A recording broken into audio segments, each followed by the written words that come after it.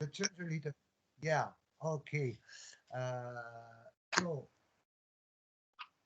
Sorry, I there's something yeah. wrong. Good. Sound Uh, sound went down pretty much now. yeah. Part of my first question will be about you did many things since 2 years because everybody have a lot of time, you know.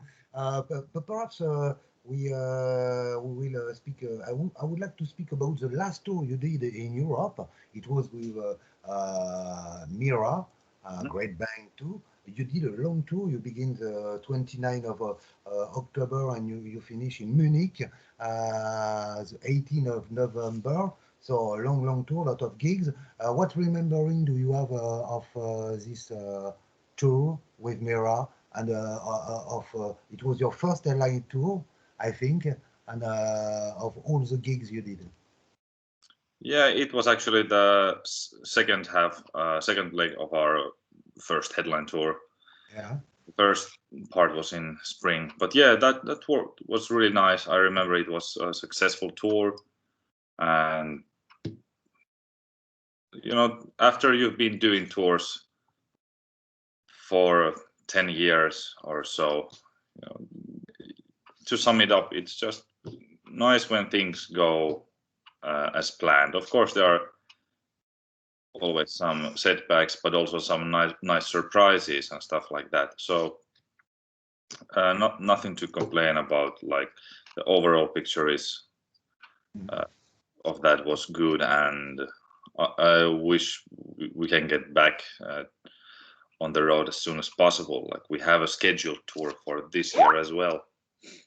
It was what finally you play music since a long, long time, of course.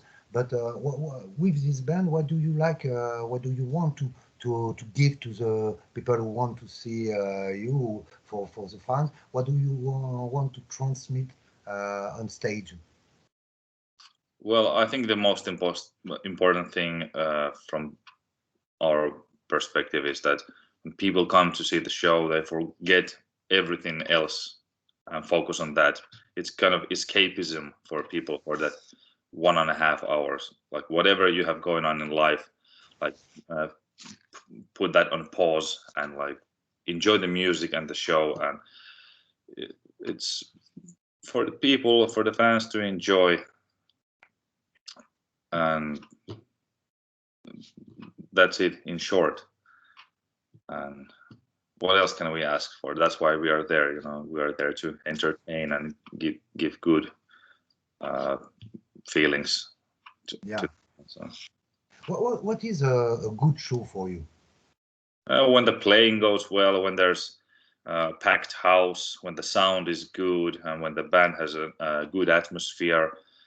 Like sometimes when you're super tired or when you're sick, that affects your mood.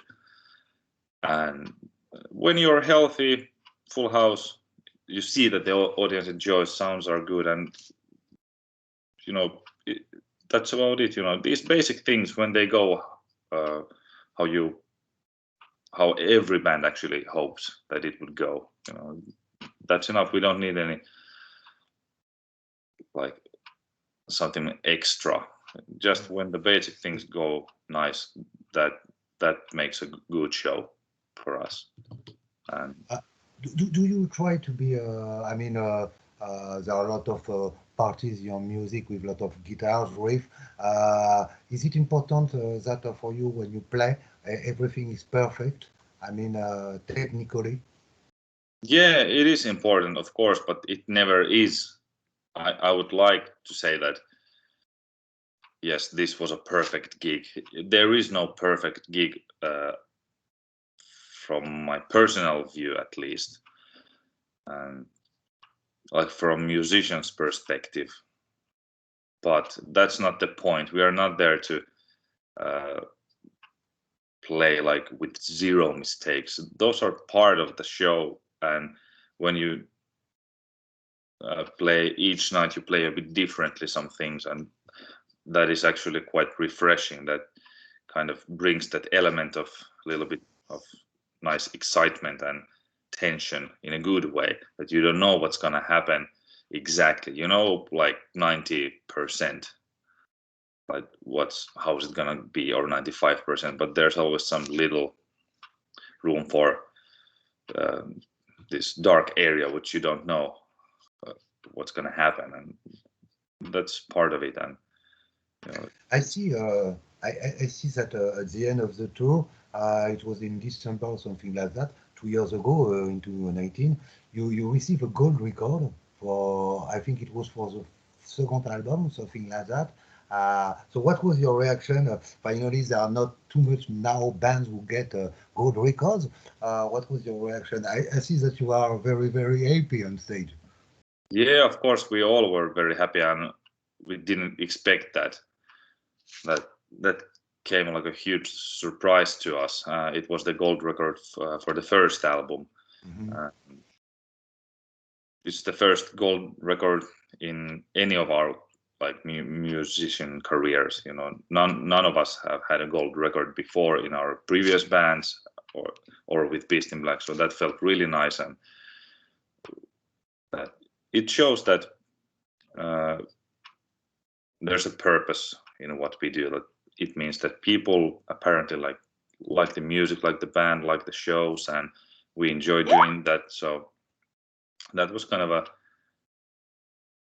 a anchor point in time, I guess, that end of 2019, our biggest show so far, and there's the gold record for the first album. So that's really like a landmark in our career, and really nice memories from that. Do you have the impression finally that everything go very fast for the band? You now you get a 3 record, but at this time it was the second album. You just and everything they go fast. You did a great tour. You got a good record. You have the opportunity to play a headliner for the second album. How do you explain that finally everything go very fast in the good way for the band?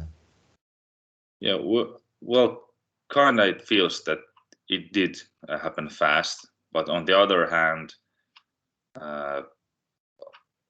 we all have been playing in bands and doing music and whatnot in this musical path that we have, and it's not like something that we started our first band and second album, and wow, all these headline tours and gold records and huge shows happen.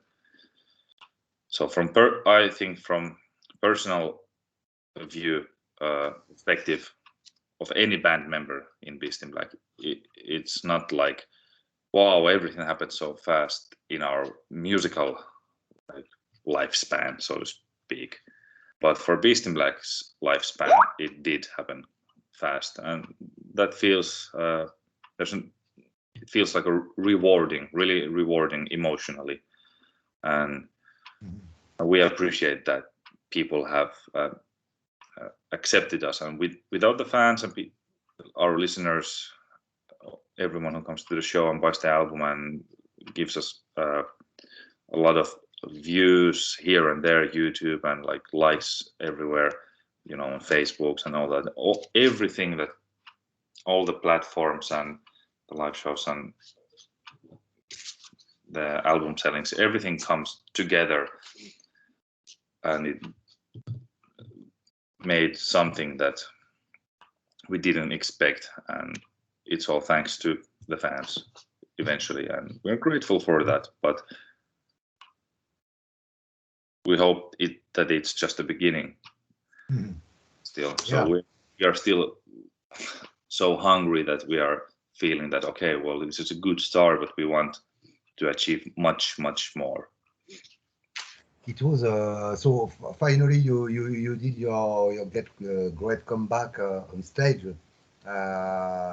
this year, and I have seen that you did some show in last year also. What was one of the last show was in the Paris Fair Festival, the 30th of July of this year. You did a mini show finally, some shows into last year and some shows now this year. What was your feeling finally to come back on stage after a long time like that? Was it different when you came back on stage that before, when you are always on tour and the ritual of the band album tour? Was it different? Was it a different feeling to come back after what happened to humanity?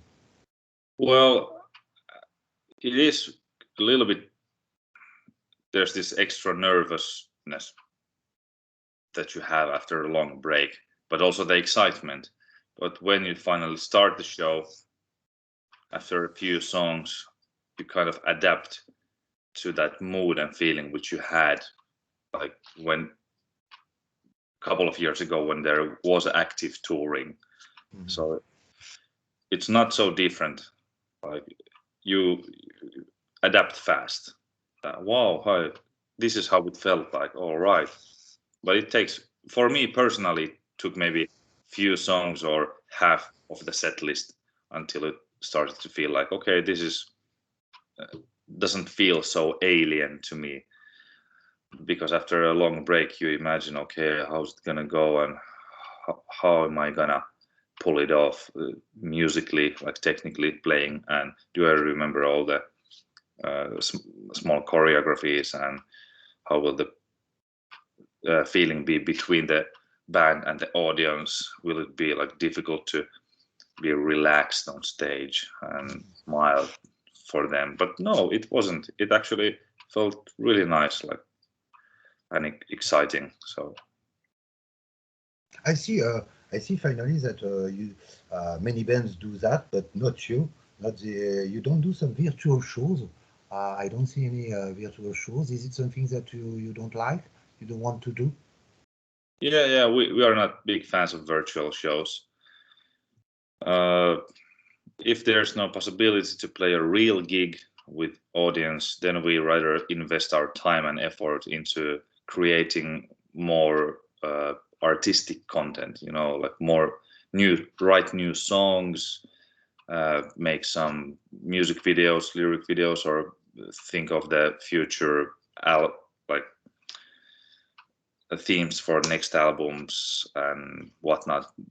Whenever we cannot play normal gigs, we just invest the time into the content creation, basically, like what to do, what to build in the band while we cannot do gigs.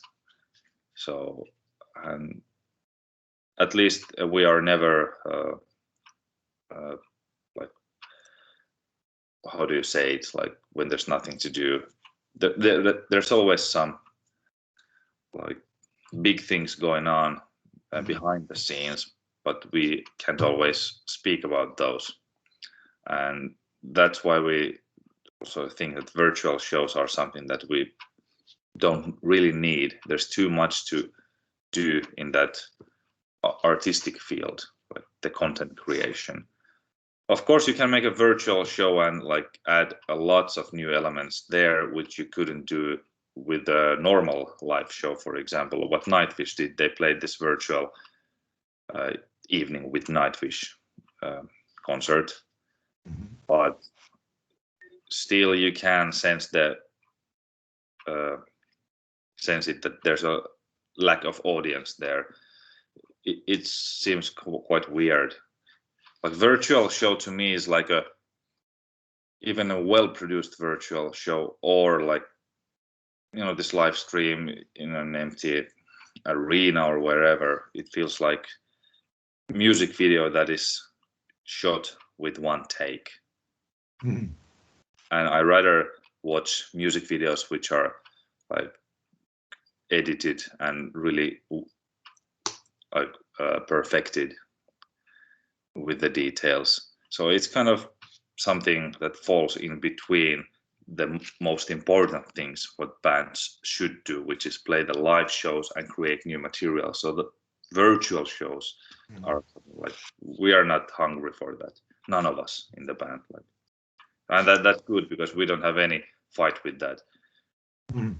There's a long time without real gigs, but no one wanted to do any like this live streams or without any audience in it or virtual. So finally, you have a lot of time to work on this third album. that connection. How do you write? You did many things in the band, of course.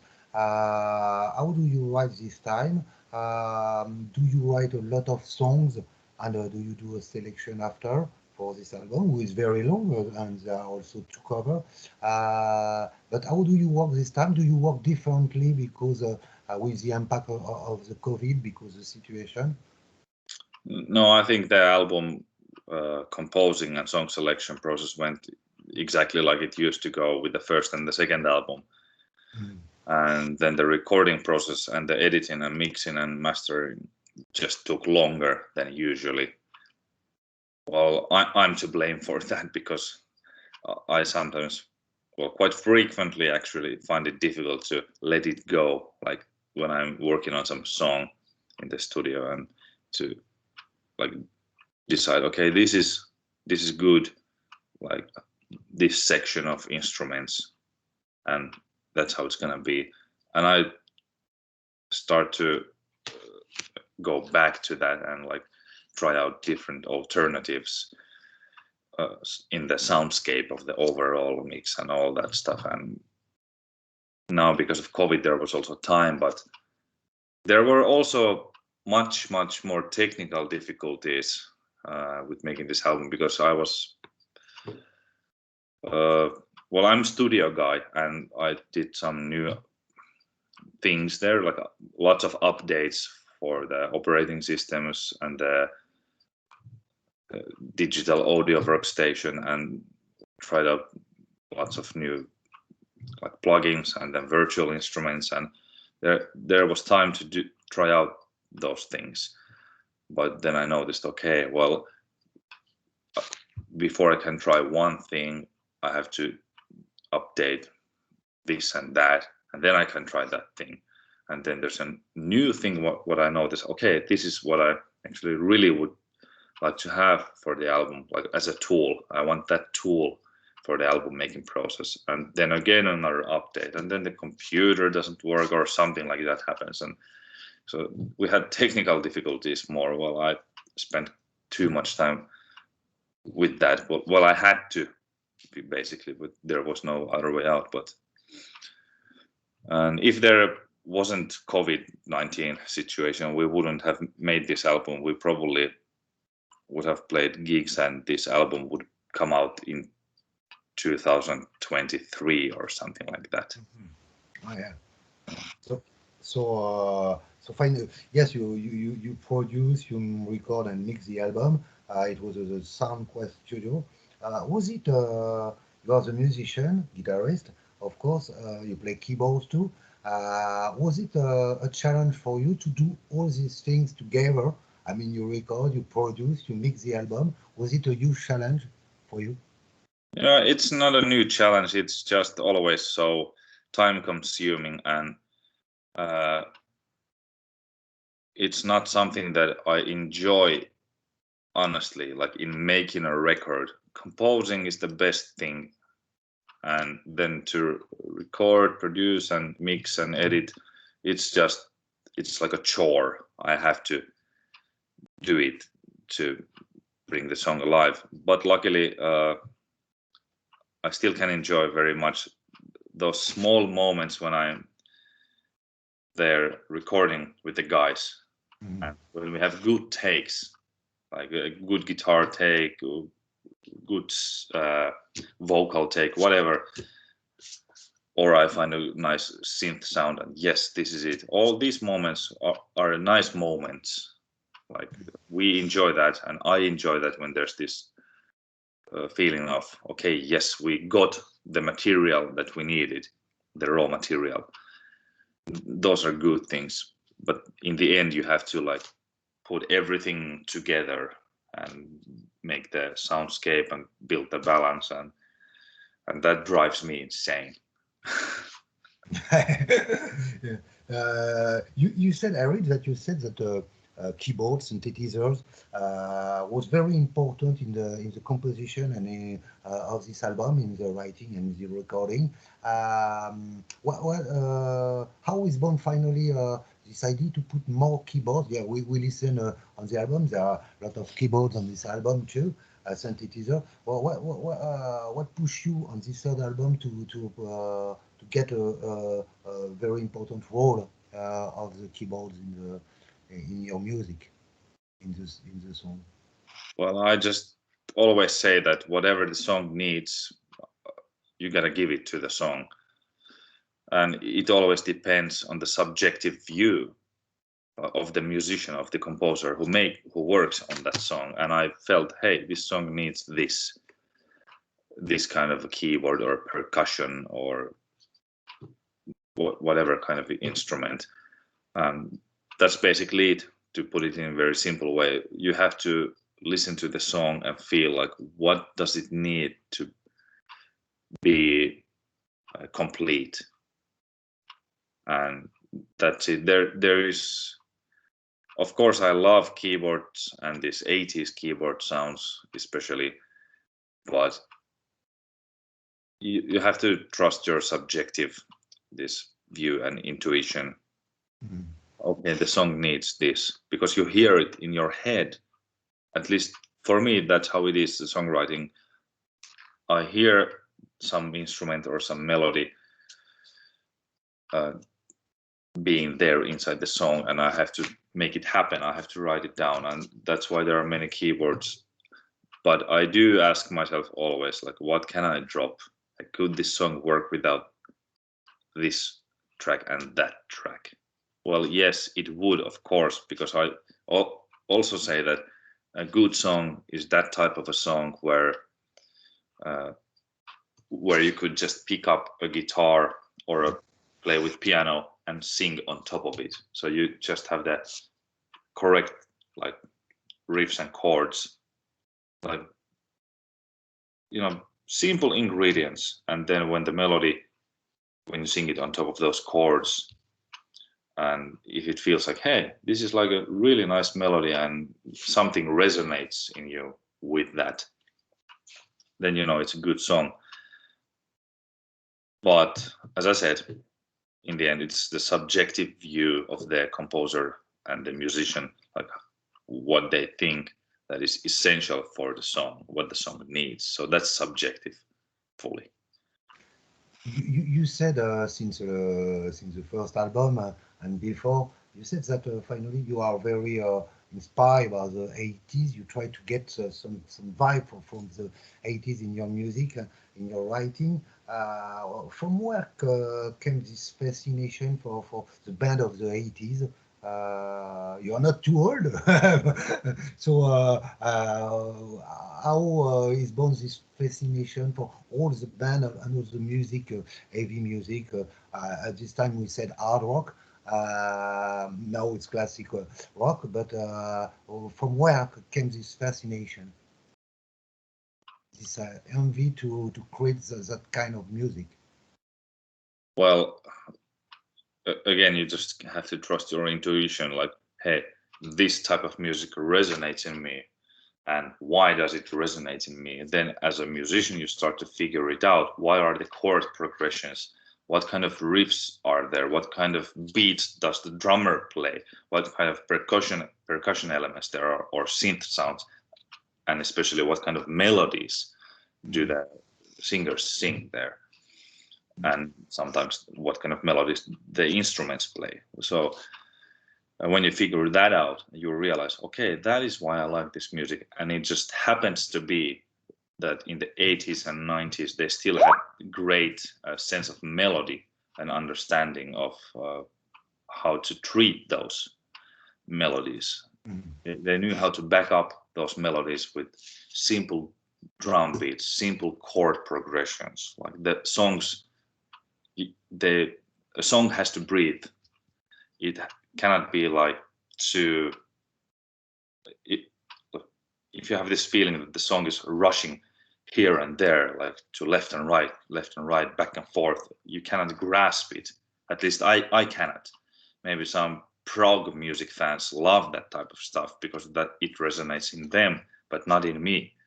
And I love this 80s and 90s music since I was a kid. When I was a small kid, I loved the soundtracks of certain cartoons like He-Man and the Masters of the Universe, Teenage Mutant Ninja Turtles, the original cartoon, of course, I'm talking about that. The theme is great, and the biker mice from Mars. I was a small kid watching cartoons, and wow, this music got me like pumped up, like blood was boiling in a good way, like wow. And some movies also, like Mortal Kombat, the theme of the 1995 movie from Mortal Kombat was great. And those are the things which triggered something in me. Just as an example, those 4 things that I mentioned. And when I got older, I started to play more guitar and understand what happens in those songs. And I take that influence in me, like those same chord progressions, same type of rhythms or soundscapes, and sense of melody. I don't know. It's kind of so intuitive process and emotional process, and that's the reason. So in Beast in Black, we don't think, okay, let's make 80s music. That's never the case. It's just let's make music. Like I tell myself, I want to compose and write something that is good, and that's it. I don't think that it should be like deliberately sounding like certain style, even though I'm aware afterwards when the song is ready, I can categorize it. I can tell that, well, this song is heavily influenced by Eurobeat or Italo disco or symphonic elements, kind of a heavy metal hybrid with those elements. But it was you choose the first single was Moonlight Rendezvous. I say in French, rendezvous. So why do you choose specially this? You have a lot of songs on this album. Why do you choose especially this one for the first single? It was a long song too. Is it something evident for you that this song will be the first single for this album?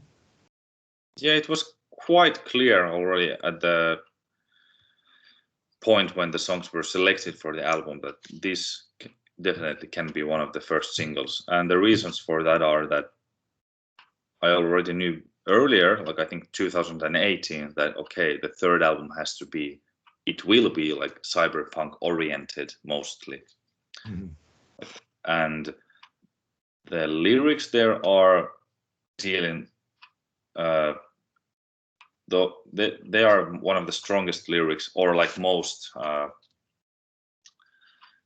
content wise, there's much more to chew on than in some other songs regarding this cyberpunk topic. And also soundscape is fitting to this cyberpunk theme. That there's the long intro, like 1 minute and 40 seconds almost before the vocals start, which is really unusual for the first single.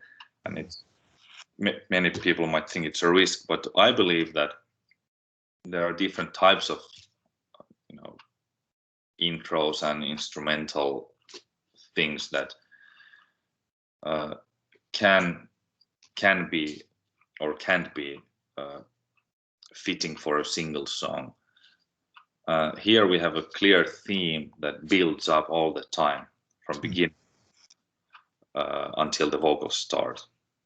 And it's not something like atmospheric or vague or this going nowhere type of an intro, but there's strong dark melodic theme that builds up, and the climax of that part is when it stops. Then there's the main guitar riff, the heavy riff, which kicks in, and it's kind of a reward for the listener that hey, you were enjoying this kind of a build up of this intro theme, and then you get the heavy riff, and then the vocals start. So we are trying to give more for the person, and also with the slower tempo, it fits to this cyberpunk Blade Runner kind of a world, which heavily influencing this particular song, as well as the anime Armitage III that was actually influencing even more this Moonlight Rendezvous than Blade Runner. So it just felt like this, if there's one song that describes this theme of the album the best. It's this song, and it's a slow and long song, but so what? We don't want to underestimate the listener or the viewer, and so far it looks like people do enjoy it. But we'll see what it's going to be in 1 or 2 or 5 years. Like what will the status of the song be in 5 years, let's say? Like, will it stand some kind of a small test of time? If it does, then we know 5 years later that, hey, like this definitely was like the right choice for how to start the third album with this single. We already feel that, yeah, this was a right choice, but in the long term, in the big picture, we'll only know years later. Like, but as artists, like, we have to do what feels right, art-wise, emotion-wise, and not statistics-wise, not analysis-wise. Like, okay, usually always these type of songs are the first singles. You don't always have to follow that path. Of course, you want to give a good song that big crowd likes, but it's more ambitious to like spice it up with something a bit refreshing that you don't hear always with the typical first single choices, and that's what we did with this one. And there is this incredible video. It's a little movie, very long too. It was done with by Katri Ilona Kopanen. I don't know if pronunciation is good, but how was this experience? It's like a movie. Do you like to be a little actor with all this gun and everything like that? Is it a good experience to do this clip video?